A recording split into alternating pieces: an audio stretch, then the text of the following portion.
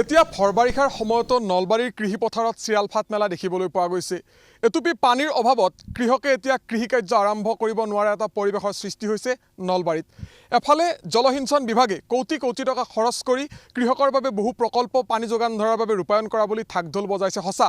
আনফালে কিন্তু নলবাৰী জিলাখনৰ বহুকেইটা প্ৰান্তত পানীৰ অভাৱত কৃষকে কৃষি কাৰ্য আৰম্ভ কৰিব পৰা নাই। উপস্থিত আছোঁ নলবাৰী বালিজাৰত কৃষি পথাৰৰ কি ধৰণৰ অৱস্থা সেয়া দেখুৱাব মোৰ সতীৰ্থ যিহেতু আছে ভিডিঅ' জাৰ্নেলিষ্ট, তেওঁ দেখুৱাব এই ধৰণে কৃষি পথাৰত চিৰাল ফাট মেলা দেখিবলৈ পোৱা গৈছে।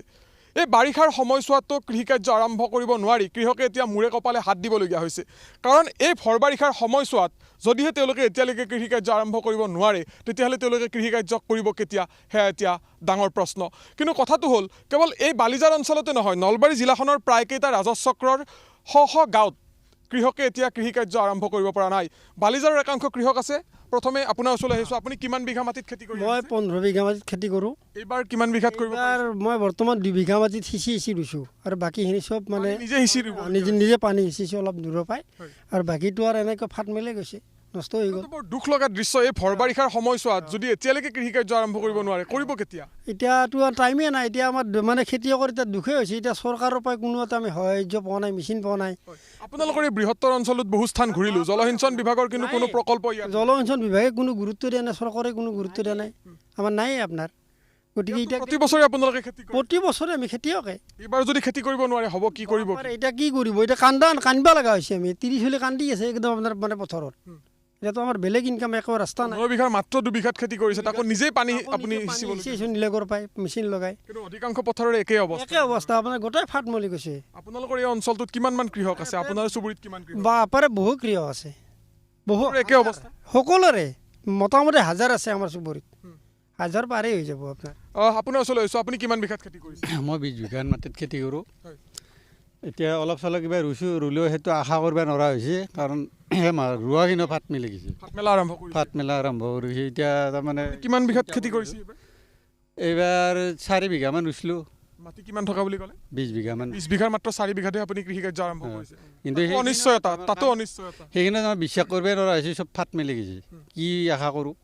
আৰু বেলেগ আগতো জীৱিকাই নাই, আমাৰ খেতিৰে জীৱিকা।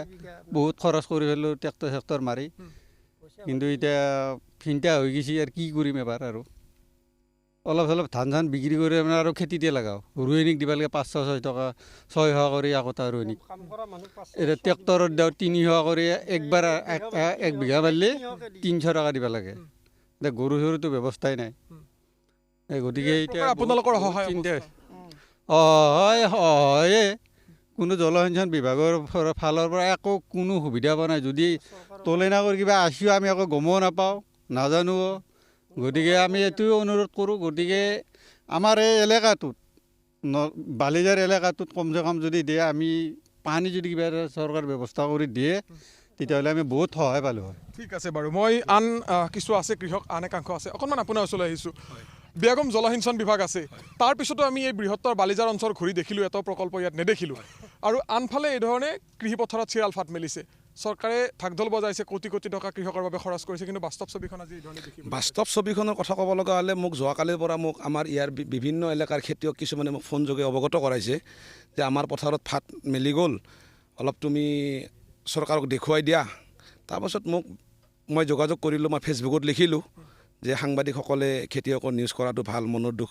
তাৰপিছত মোক বিভিন্ন সাংবাদিকে মোক ফোন কৰিলে, তুমিও ফোন কৰিলা, তোমাক মই মাতিয়ে দিলোঁ যে আহা তুমি চাই লোৱা, পৰিদৰ্শন কৰি পেলাই। আল্টিমেটলি আমাৰ জলসিঞ্চন বিভাগৰ যিটো আমাৰ মন্ত্ৰী অসমৰ অশোক সিংঘাল ডাঙৰীয়া, আৰু আমাৰ বেলচৰ ডিভিশ্যনৰ যিটো আমাৰ জলসিঞ্চনৰ যিটো ডিভিশ্যন অফিচ, মই তাত অৱগত কৰাইছিলোঁ, কিন্তু কোনো ধৰণৰ আমাৰ খেতিয়কে সফল পোৱা নাই। আমাৰ টিহু বিধানসভা সমষ্টিৰ আপোনালোকে আবেদন নিবেদন কৰিও কোনো ধৰণৰ গুৰুত্ব বা যি ধৰণৰ সঁহাৰি পাব লাগে নাপালে? মই একচুৱেলি